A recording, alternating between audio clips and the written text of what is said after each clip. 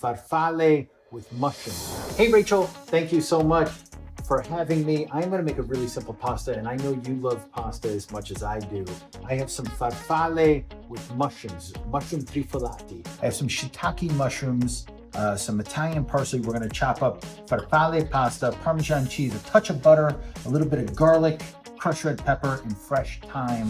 Here I have a little bit of garlic in there that I've sliced. I'm gonna take some just what we call plouches of thyme, just the leaves. Pinch of crushed red pepper, not too much. I'm gonna let that all come together nicely. You see it all popping, cooking. Add a pinch of kosher salt to that as well. That way everything really is seasoned nicely every step of the way. While that is going, I'm gonna add the farfalle to the boiling salted water. So the water, of course, I always season it so that it tastes like broth. It's because I utilize that pasta cooking liquid later on. I want to make sure that it's not too salty, so as it reduces with the pasta, it doesn't become overly salty. I'm gonna add some of these mushrooms. You can get a little color on them as well. You can cut these mushrooms if you like. Kind of like the texture of them when they cook up whole like this. And add a little bit more kosher salt here. This is one of those simple dishes, like a perfect spaghetti aglio. It's perfect as it is, right? Garlic, extra virgin olive oil, crushed red pepper, pasta. It doesn't get any better than that. And this is almost that simple.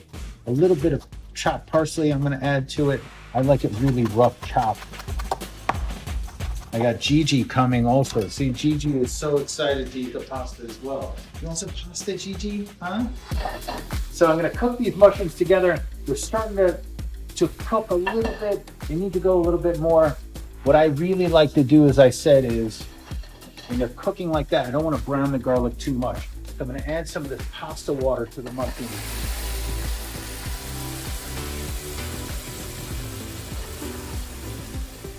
And you'll see as they're sauteing like that, we're also going to give a texture to that pasta cooking liquid, like a nice, perfect little sauce.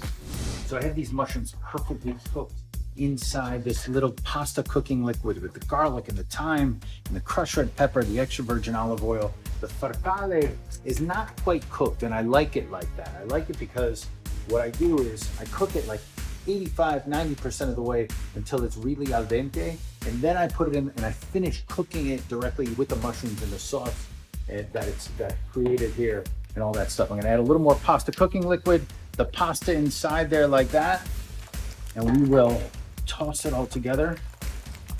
Turn this flame up and now allow a couple of things to happen. The starch from the pasta will be released, so it'll help thicken that sauce up. But also the sauce will be absorbed into the pasta itself. And all that really creates a great flavor. The parsley isn't just there for color. We don't cook for color, we cook for flavor. The parsley, that Italian parsley, really rough chopped like that, adds a really nice freshness. There's that beautiful release of that starch from the pasta. Like I said, the flavor is so good. I often use for broths, I'll add dry shiitake mushrooms to the broth because the flavor is so good. You'll miss it if you don't add them. You get used to it and you want more and more. All right. Add a little more of that pasta liquid, pasta cooking liquid.